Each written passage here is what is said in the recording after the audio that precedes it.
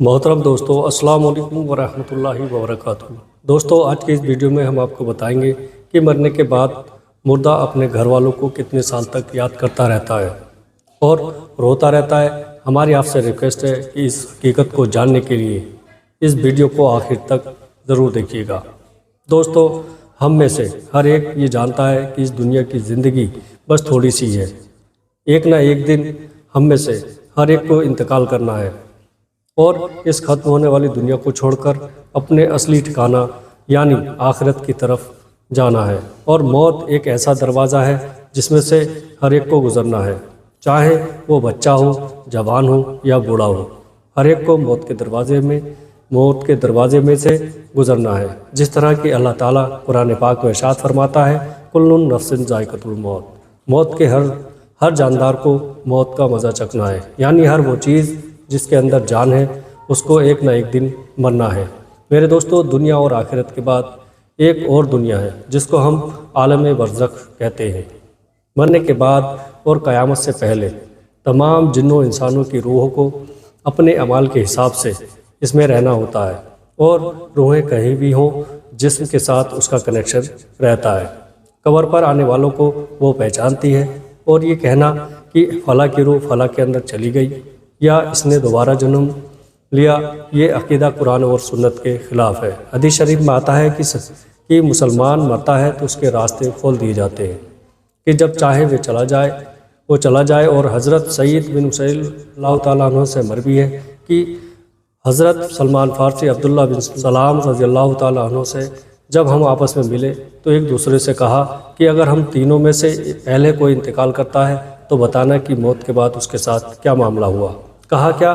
زندے اور مردے بھی ملتے ہیں؟ تو فرمایا ہاں، مسلمان کی روحیں جنت میں ہوتی ہے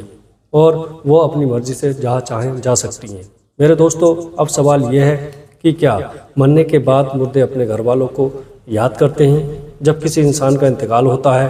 مرنے والے شخص کو یہ معلوم ہوتا ہے کہ ہم اس دنیا سے انتقال ہو کر عالم برزخ میں آ گئے ہیں، اور اس کو یہ ساری چیزیں یاد ہوتی ہیں کہ ہمارا گھر ہے، مکان ہے، رشتہ دار ہیں، اور ہمارے بھائی بہن بھی ہیں، اور ہماری ایک فیملی ہے۔ اور یہاں تک کہ جب اس مردے کی روح نکل جاتی ہے اور اس کو دفنایا جا رہا ہوتا ہے تو پھر اس وقت وہ مردہ اپنی آنکھوں سے ساری چیزیں دیکھ بھی رہا ہوتا ہے، یعنی کہ اس کی روح تمام چیزوں کو دیکھ رہی ہوتی ہے، اور اس کو پتہ ہوتا ہے کہ اب ہمیں کفن پہنایا جا رہا ہے اور اب ہمارے جنازے کو اٹھایا جا رہا ہے۔ لہٰذا نیک بندے کے جنازے کو لوگ اٹھاتے ہیں تو وہ کہتا ہے اے لوگوں جلدی مجھے لے کر قبرستان کی طرف چلو، اور بہت جلد مجھے میرے اصلی ٹھکانے یعنی قبر کے اندر پہنچا دو، کیونکہ اس کو موت پر ہی پتہ چل جاتا ہے کہ اس کے ساتھ آگے کیا ہونے والا ہے، یعنی آگے آنے والی جو منزلیں ہیں وہ اچھے ہی ہیں یا مشکل ہے، سخت ہیں یا آسان، اس کو پہلے سے پتہ چل جاتا ہے، کیونکہ روح نکلتے وقت کی جو تکلیف ہوتی ہے اس کو آگے کیا انجام ہونے والا ہے۔ اسی وجہ سے جو مومن بندہ ہوتا ہے وہ کہتا ہے مجھے جلدی لے کر چلو، مجھے قبر کے اندر اتار دو اور میرا اصلی ٹھکانے تک مجھے پہنچا دو، کیونکہ حضور نبی کریم صلی اللہ تعالیٰ علیہ وسلم نے ارشاد فرمایا دنیا مومن کے لیے قید خانہ ہے اور کافر کے لیے جنت ہے۔ میرے دوستو جب گناہگار اور بے نمازی انسان کی موت ہوتی ہے تو وہ چلا کر یہ کہنے کی کوشش کرتا ہے کہ اے لوگو تم مجھے کہاں لے کر جا رہے ہو؟ میرے بچوں، یعنی کہ وہ اپنی فیملی سے کہتا ہے کہ میں نے اپنے بچوں کے لیے بہت زیادہ کمایا، ان کے لیے گھر اور مکان بنایا، اور اب تم ہمیں ہمارے گھر سے نکال کر اندھیری کوٹری میں یعنی قبر کے اندر کیوں ڈال رہے ہو؟ اسے بہت گھبراہٹ ہوتی ہے تو وہ کہنے کی کوشش کرتا ہے کہ یہ لوگوں مجھے مت لے کر جاؤ۔ بہرحال دوستو اس کو جب قبر کے اندر رکھ دیا جاتا ہے تو اس کو یہ پتہ ہوتا ہے کہ اب ہم قبر کے اندر ہیں اور ہماری فیملی اور ہمارے رشتہ دار اس پچھلی دنیا میں ہیں جہاں پر وہ پہلے رہتا تھا۔ اسی وجہ سے روایت میں آتا ہے کہ جب کوئی انسان اپنے کسی مردے کی قبر پر جاتا ہے تو وہ مردہ اس قبر پر آنے والے کو پہچانتا بھی ہے کہ یہ ہمارا فلانا شخص ہے۔ اگر باپ قبر کے اندر ہے تو وہ پہچان لیتا ہے کہ ہمارے قبر پر جو آیا ہے وہ ہمارا بیٹا ہے، ہمارا بھائی ہے، ہمارا رشتہ دار ہے۔ جس طرح کی حضرت ابو ہریرہ رضی اللہ تعالیٰ عنہ سے مروی ہے کہ نبی کریم صلی اللہ تعالیٰ علیہ وسلم نے ارشاد فرمایا کہ تم میں سے جب کوئی شخص اپنے بھائی کی قبر پر یا پھر اس شخص کی قبر کے پاس سے گزرتا ہے جس کو وہ دنیا کے اندر جانتا تھا اور وہ اس کو سلام کہتا ہے تو وہ اس کا سلام سنتا بھی ہے اور اس کے سلام کا جواب بھی دیتا ہے اور وہ قبر پر آنے والے کو پہچانتا بھی ہے۔ اور اگر قبر پر کوئی اس کا پیارا رشتہ دار جاتا ہے تو قبر والے کو بہت زیادہ خوشی ہوتی ہے، لیکن اگر مردہ گنہگار ہوتا ہے اور اپنے گناہوں کی وجہ سے سجائے بھگت رہا ہوتا ہے تو وہ قبر والوں کو پہچان کر بھی اس کی طرف کوئی دھیان نہیں دیتا، کیونکہ قبر کے اندر اس کی زندگی بہت کٹھن ہو جاتی ہے اور وہ عذاب سے پریشان ہو رہا ہوتا ہے۔ اسی وجہ سے اس کا قبر پر آنے والوں کی طرف دھیان نہیں ہوتا۔ اور جب ہم کسی قبرستان پر جاتے ہیں اور یہ کہتے ہیں السلام علیکم یا اہل القبور،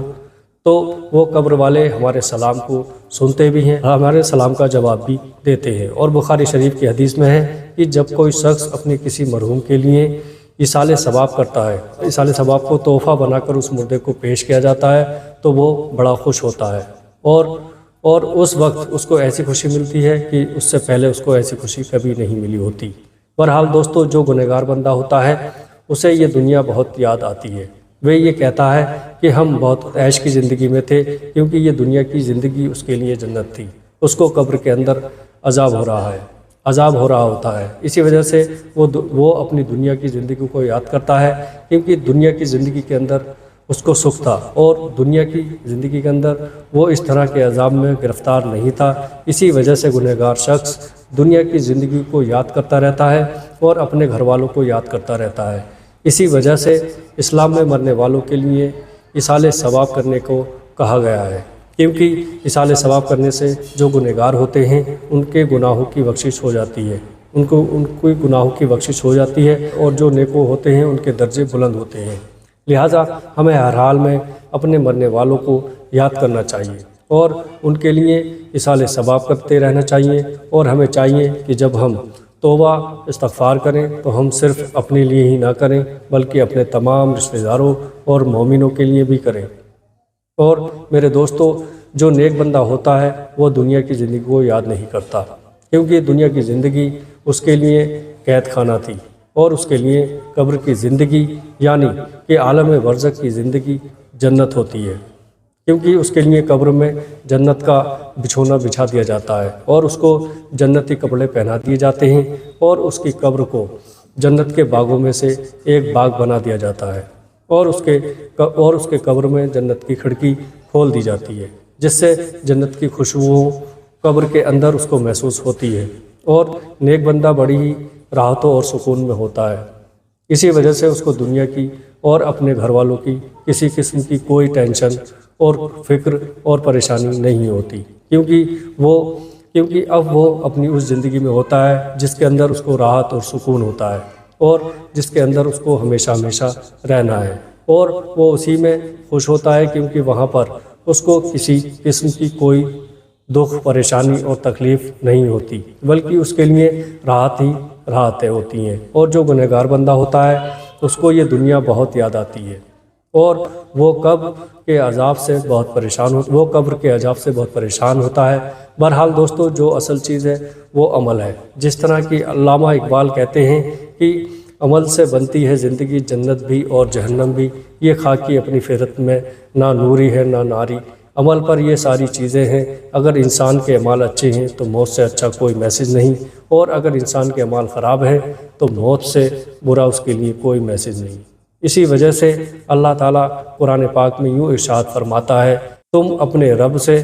گڑ گڑا کر اور آہستہ دونوں طریقوں سے دعا کیا کرو،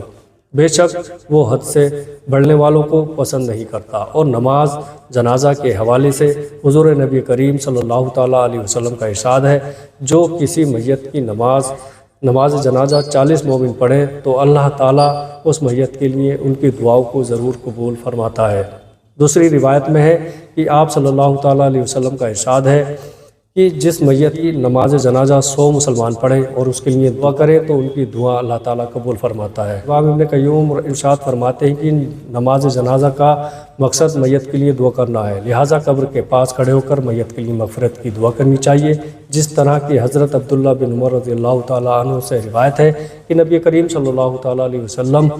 جب میت کو قبر میں رکھتے تو فرماتے بسم اللہ سنتی رسول اللہ صلی اللہ تعالیٰ علیہ وسلم، یعنی کہ اللہ کے نام سے اور رسول اکرم صلی اللہ تعالیٰ علیہ وسلم کے طریقے پر۔ اور حضرت عثمان بن عفان رضی اللہ تعالیٰ عنہ کی روایت ہے، وہ کہتے ہیں کہ جب رسول اللہ صلی اللہ تعالیٰ علیہ وسلم میت کو دفنا کر فارغ ہوتے تو قبر پر کھڑے ہو کر فرماتے اپنے بھائی کے لیے مغفرت کی دعا کرو، اس لیے کہ ابھی اس سے سوال کیے جائیں گے۔ اللہ تعالیٰ سے دعا ہے کہ اللہ تعالیٰ ہمیں نیک اعمال کرنے کی اور گناہوں سے بچنے کی توفیق عطا فرمائے۔